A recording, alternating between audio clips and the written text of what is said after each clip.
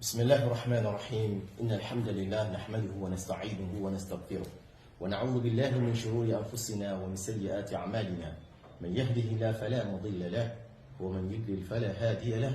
وأشهد أن لا إله إلا الله وحده لا شريك له وأشهد أن محمدا عبده ورسوله صلوات الله وسلام ربي عليه وعلى آله وأصحابه والتابعين لهم بإحسان إلى يوم الدين أما بعد فإن أحسن الحديث كتاب الله وخير الهدي هدي محمد صلى الله عليه وسلم وشر الأمور محدثاتها وكل محدثة بدعة وكل بدعة ضلالة وكل ضلالة في النار. معشر المسلمين السلام عليكم ورحمة الله وبركاته. أرجو الله سبحانه وتعالى ọba tí ọyọ́nú sí islam ní ẹ̀sìn fún wa tó sì sí mẹ́sì tí ò ní gbà kankan lọ́wọ́ ẹrú àyàfi islam ní olúwa mìíràn anábà muhammad sallallahu alaihi wasallam ó sàlàyé ẹ̀sìn yìí tó yékéyéké fún gbogbo àlẹ́ ọmọ ó gbé fáwọn sàábé náà fi pamọ́ wọ́n sì kí ni wọ́n fún akásí gbogbo àgbáńláyé àǹfààní yẹn ọlọ́run lọ́dọ̀ tiwa alhamdulillahi rabbil alamin. jẹ́wọ́n mùsùlùmí gbogbo ń tàbá fi jọ́sìn fún ọlọ́run bá pátá ó wà lákọọ́lẹ̀ fi kitabin ọwọ́ níbi tíra tó ló jẹ́ pé kíni tó ló wà ní fi sí yálà níbi Kùránì ni yálà ní súnà tí Ànábì Muhammad sallallahu alaihi wasallam táwọn sábẹ́ sí kíni tí wọ́n ń gbà ní àgbàtúngbà tàbí nígbà lọ́wọ́ àtìbáwò tàbí náà gbà lọ́wọ́ àwọn afẹ́sí náà gbà lọ́wọ́ gbogbo tábà fi jọ́sìn fún Ọlọ́run ọba kò sí ètò rújú kò sí ètò rújú àgàgà àwọn ètò jẹ́ àrkánù Islam ìmọ̀lọ́nlọ́kan kò dàrú ìkírun kò dàrú ìgbàwẹ̀ kò dàrú ìyọ zaka kò dàrú ìyọ hajj kò dàrú kò sí jihadu kankan bí eléyìn ẹ̀gbọ́n mi tawqifiyya mẹ́sìn Ọlọ́run bàbá yìí ni gẹ́gẹ́ náà ni gbogbo àwọn tafasilu àwọn nǹkan yìí tafasilu gbogbo àwọn nǹkan yìí ìmí ìmọ̀ wọn jẹ́ qawlu rajih ìmí ìmọ̀ wọn jẹ́ kí ni marjuh àmọ́ kíyàn ká máa wá dẹ́sìn ìlú kọ́ wá gbé nǹkan míì wá nìkan tó jẹ́ bí kí ni ọ̀rọ̀ tó rùn yányán kí àwọn agbègbè síbi ẹ̀sìn kọmọ wa sọ fáyàn pé inú náà kọ̀rẹ́tì èyí wọn lágbọ́dọ̀ sàlàyé bal nakdhibu bil haqqi ala al batili fayadmaghuhu fa idha huwa za'ik. àgbọ́dọ̀ mọ́ rí bàjẹ́ àwa ní ká wà dákẹ́ àwọn ọmọ àfáwà lórí ìyìn àfáwà kan lórí àfáà ńlá kan ló sọ ìyìn ọ̀kan wá o ẹ̀sìn yóò gbọ́dọ̀ dàrú ló ṣe pàtàkì lọ́wọ́ wa nù. àyàn tí ń kọlù láti àná ìgbẹ́dàkùn nígbà tún gbọ́rẹ̀ àtàní ẹni sùúrù ó lè jásìsì ó lè jẹ́ pé ẹnu gbìyànjọ́ mi sẹ́sìn láwẹ̀ ìbẹ̀ ń ta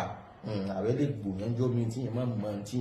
tí ń sọ́njọ́ mi. a ń gbà tó tọ̀ ọ́nà tó wá jáde pé àyíjọ́ òun sọ òun àwọn lẹ́yìn eléyìí eléyìí jahalun murakkabun because àìmọ̀kan pé ìsìsì jahalu basit tó ń bẹ ẹ̀gbọ́n mi jahalu murakkabun ni nígbà àwa rí pé jahalu murakkabun lè sọ̀rọ̀ yìí a gbọ́dọ̀ ṣàlàyé fáwọn ọmọ a gbọ́dọ̀ tìjúyàn láti kábàlẹ̀ má fi ṣàlàyé òdodo. jẹ́bẹ́ àwọn mùsùlùmí ẹjá lọ mọ̀ wípé bóòlá ṣe ń bá wọn ní tí òrújú ni ní tí òrújú pàápàá ni ní tí òrújú ni. Ànábì Muhammad sallallahu alaihi wasallam ló ti sọ bí àdìsí sọ́rọ̀ láàfíà tí Abu Dawud gbà wá ẹ̀bọ̀n mi kọ́dà Ibn Maddana gbà wá kọ́dà ni ó tún ríru àpẹẹrẹ àwọn àpẹẹrẹ ọ̀dọ̀ àwọn Musannaf Ibn Abi Shaybah ẹ̀bọ̀n mi ó sì tàwátà ọ̀dọ̀ àwọn sàábí náà bẹ́ẹ̀ tí wọ́n ń lò Abubakar lò Abdullahi ibn Mas'ud lò àwọn bẹ́ẹ̀ náà lò náà sàábí Ànábì Muhammad sallallahu alaihi wasallam. Ànábì sọ àdìsí yẹn láàfíà sahhahu Shaykh Albani ó ní pé man adraka hasanahu Shaykh Albani èmi náà tún bẹ tó fún jọ bẹ́ẹ̀ tó yẹ as-sahhahu Shaykh Albani. Ànábì ní pé إذا جئتم إلى المسجد يجمعوا الله في أواجله إذا جئتم المسجد تبا واسمسلا جسي فأدركتمونا في السجود ẹwà bára wa ẹbá wa nàbí tààtí ń kí lọ́bà wa bí sujúdù fasjudu ẹsẹ̀ sujúdù pẹ̀lú wa wala ta'udduhu ma dá shay'an ẹ má kàkúnnù ní o ẹ̀kọ́ mi tẹ́ bá wá síbi ìrún ní ìsìn ẹwà bá wa tààtí wà ń bí sujúdù ẹsẹ̀ sujúdù pẹ̀lú wa àmẹ́ ẹ má kàkúnnù yípẹ́ báraka o wa idha adraktumu raka'a tẹ́ bá báraka tẹ́ bá báraka kan tẹ́ bá wá bí rùkú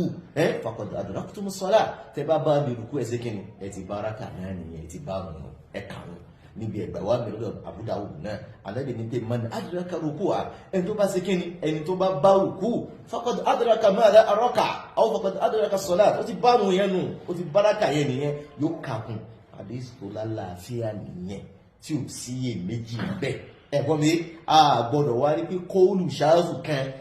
ṣáàzù kan bẹ́ kí ní jẹ́ kóòlù ṣáàzù ní kí ni ra'yun fiqhiyyun aw ilmiyyun mukhalifun limada lima alayhi adillatu shar'iyya ọ̀rọ̀ onímọ̀ kan tó ń pè ní mímọ̀ àbágbóyé kan tó gbọ́yé tó ní mímọ̀ kan sọ tó wá tako in tó tako ẹ̀rí islamu siyama kitabu wa sunnah wal qawaidu madha muttafaq alayhi bayna al-a'imma nta pè ní ṣáàzù ní ọ̀rọ̀ tó tako ọ̀rọ̀ Ọlọ́run tó tako ọ̀rọ̀ tó súnà Nábì tó tako ọ̀rọ̀ ìjìmá àwọn àfá àbó tako kọ́ìdà sí gbogbo àwọn àfá mọ́ tí ó sì lẹ́rìí òun là ń pè ní kíni kọlù ṣáàzù kọ́dọ̀ lè lẹ́rìí jọ́ ní kẹ́rì rẹ̀ sí kíni kẹ́rì rẹ̀ wíkì a tó ń torí ọ̀rọ̀ wípé ẹni tó bá bá ìmáàmù níbi sùjúdù ó sì kíni ó ti bá rákà ọ̀rọ̀ yẹn ò lẹ́rìí kò sádìsì fún àdìsì tó tún fẹ́ jọ àdìsì mú wíkì àdìsì mú òdú àbí dọ̀ ìfìjì tẹ̀ irú àdìsí tó fẹ́ jọ ọ̀nà sẹ́yìn ní àwọn agbẹ́dálé gbogbo àwọn ìmọ̀ àrùbá látọ̀dọ̀ Abu Hanifa wọ́n fẹ́nu kò wípé ẹni tó bá bá ìmáàmù níbi rùkú ẹ̀bọ́n mi ó sì kíni ó ti báraka ìmáàmù Málìkì tóun náà ló lélẹ́rí náà nù ẹ̀bọ́n mi aṣáàbù ní ráàyù ni o àmọ́ ráàyù tiẹ̀ tún lágbára òun sọ wípé ẹ gbọ́dọ̀ bá kíni ẹ gbọ́dọ̀ bá kìrá ẹ bá kìrá wọ́n bá Fátíà wọ́n bá súrà kẹ́nẹ́ ó sì bá kìyàmù kí mọ́mù tó rùkú lérí eléyìn oníbùnú máa ń dádó lérí eléhùn ni ìmáàmù mọ́ra ìmáàmù Bukhari tó lélérí léèrè ìmáàmù sọ èrè dé lélérí ẹ gbọ́dọ̀ bá kíni ẹ gbọ́dọ̀ bá Fátíà àbọ̀ bá kìrá ó sì gbọ́dọ̀ bá kìyàmù àbílẹ̀yìn náà àwọn àbá tó pèrè kóòrù ṣáàzù pé ó yàtọ̀ sí àdísà nẹ́gbà Muhammad sallallahu alaihi wasallam tó lálàáfíà àwọn èèyàn fún mẹ́rin Bukhari lẹ́skúsì eléyìn pé in tó fà ní pé àwọn ànàfíà rí pé ẹ̀yẹ́ lè kí ìrọ̀lá ìmọ̀ kàfátíà ló fi dúlé eléyìn ó tẹ̀lé àfáà ní Mádínà níbi eléyìn kì í ṣe bí táwọn yẹn ibi tá lọ ní pé bó bá ti bá rùkú ọ̀pọ̀ mi ọ̀sẹ̀ gẹ́ni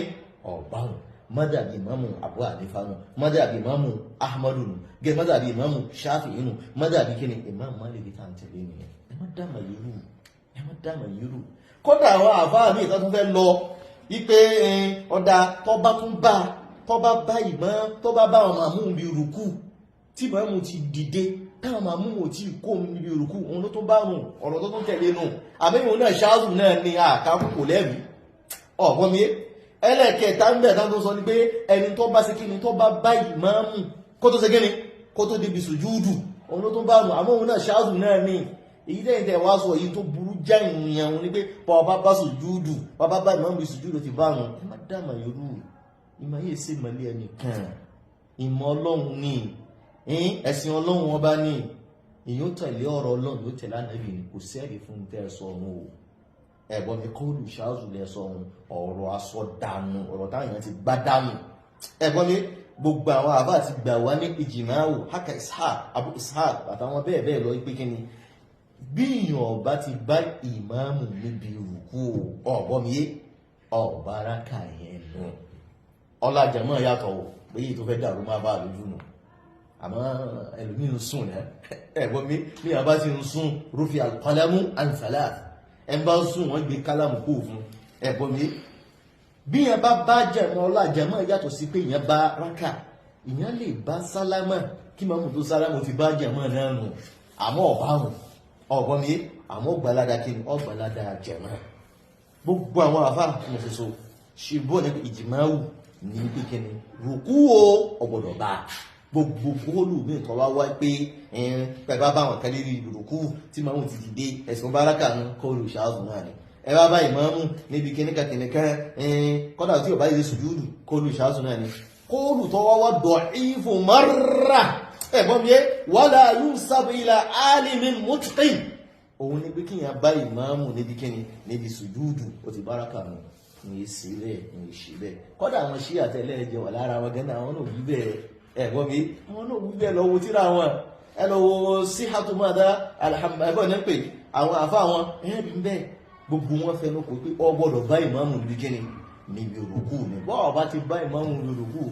fíkí àwọn ṣí àdáhùn ọba kíni ọba arákàmù tó yẹ dákẹ́ má dámà wú ẹ sì máa ṣàlàyé fáwọn èèyàn bẹ́ẹ̀ bá ń ti sọ̀rọ̀ tó yàtọ̀ sọ̀rọ̀ tó kọ̀rẹ́tì ẹni ṣáàzù ṣòzúzù kí ní jẹ́ ṣòzúzù àròsọ dánú ọ̀rọ̀ ní ọ̀rọ̀ ti gbá dánù ọ̀rọ̀ tó tako ọ̀rọ̀ tí ó lálàáfíà ó náà pé ṣáàzù ẹ̀rí sì láìsí sọ yìí ipẹ́ tó bá ti bá ìmáàmù níbi ìrùkú ó ṣe kíni ó ti báraka àdísì Ànábì tó wà clear nìyẹn tí Imam Abu Dawud gbà wá so how Sheikh Albani man adraka ruku faqad adraka raka níbi ẹgbẹ̀ wá mi man adraka mada man adraka raka faqad adraka as-salah. Gẹ́gẹ́ náà ni àdísì mìíràn tó wá àdísì wà ní Bákírà tó wọlé masalasi àdábà sallam anábì wọn mi sùjúdù tó sì wọlé ní ọ̀nà ó kàn rùkú bẹ́ẹ̀ dàrẹ́tì ni àdábà sallam wá kí ọmọ tàbí pé wala ta'ud zadakallahu hirsan wala ta'ud má ṣe bẹ́ẹ̀ máa ń jọ mi máa débi mọ́ náà pè sáfún náà kó tó máa sí kẹ́ni kó tó máa rùkú wọn àdákọ̀ sùjúdù ẹ̀dàkùn ẹ̀ má da ìmọ̀ ìlú márùn-ún lójú ẹjá wọn gbá Ramadan pẹ̀lú fọ̀kànbalẹ̀ ẹ sì máa wá já wọn já kalẹ̀ gbogbo ògbà tẹ́lẹ̀ fi stop àwọn èèyàn ní ti gbogbo àwọn èèyàn mọ̀ ẹ̀fí wọn kalẹ̀ lé lérí ohun sì ní mẹ́sìn ẹ má gbé kóòlù ṣáàṣù mọ́ ọ̀rọ̀ àsọdànù ni ọ̀rọ̀ tí ò lẹ́rìí lẹ̀ òun là ń pè ní kíni ṣáàṣù ọ̀rọ̀ tó takọ ọ̀rọ̀ tó kílíà Allah subhanahu wa ta'ala kọ́ńdà kó gbàjọ́ sí ìjọba àwọn kálukú eléyìí náà ni mo fi kílíà fún kálukú wípé àní gbogbo ọ̀rọ̀ tí yẹn ká bá lọ́hùn sọ ohun tuntun wá tó yàtọ̀ sí gbogbo àwọn àfẹ́sìn ti sọ síwájú ẹ̀gbọ́n mi yé ìsọkúsọ ọ̀rọ̀ ní ń sọ iná lẹ́fì máa rí àmúṣù kalẹ̀ ìsọkúsọ ọ̀rọ̀ ní Imam Buhari ò mọ́ sọ mọ́ ìsọkúsọ ọ̀rọ̀ ní bóun náà ṣe ń kí ìsọwájú Imam Buhari ìsọkúsọ ọ̀rọ̀ ní Imam Buhari ò mú tuntun kan wá ṣèbí náà lásọ ní ìsín ipe Imam Buhari mọ́dàbí tí ẹ̀ gẹ̀ ẹ̀gbọ́n mi yé kẹ́bí lè mẹ́ta wo ṣe tàkìlídù àmọ́ mọ́dàbí Imam Buhari gẹ́gẹ́ ní ibi tó bá ti bá kìyàmù má àkìrá ò sí kíni onírun òun náà sì lẹ́rìí tó mú àmẹ́rin òsèké ní kò lọ bẹ́ẹ̀ àdáwọ̀ sọ́lá ní pé ìdá àtítùmù sọ́lá ìdá mádá ìdá jítùmù sọ́lá ìdá òkímọ̀tì sọ́lá fàtúhà wà alaykum bis-sakina tàbá ti gbẹ̀rùn dúró tẹ́gbẹ́ ti gbẹ̀rùn dúró tẹ́ẹ̀sí ń bọ̀ wá ẹ má sáré ẹ farabalẹ̀ fàmá adraktum ìfẹ́ bá níbìnú fàṣọ́lú ẹ̀kí wà má fàtàkùn tó bá bọ́ wọ́n lọ́wọ́ fàtí mú ẹgbẹ́ padà ọfákúdú ẹsán padà kìyàmù ti bọ́ mọ́ lọ́wọ́ kìrá ti bọ́ mọ́ lọ́wọ́ ó ti jàwọn èyí hùnú tí bá mọ́ mọ́ Imam Bukhari lọ́nù àmọ́ yàtọ̀ sí kíni ó yàtọ̀ sí ọ̀rọ̀ tó wà rọ́jẹ̀ táwọn sàábí ń lò lábí nígbà àlè ìjọ sàábí kò bí ọ̀rọ̀ bí àwọn bá ti ń bú àwọn sàábí ànábì ti sí báyìí ọmọ sí kíni ni ó mọ̀ bá bẹ́ẹ̀ bá lọ bẹ́ẹ̀ lọ́dọ̀ ya láta àbí yóò ní rú lọ́jà kí là fi ń bá rùkú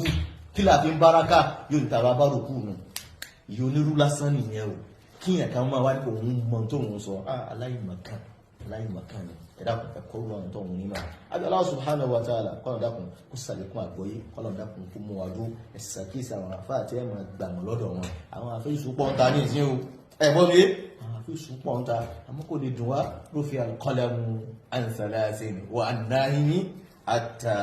yastayqiz fa subhanaka Allahumma wa bihamdik ashhadu an la ilaha illa anta astaghfiruka wa atubu ilayk.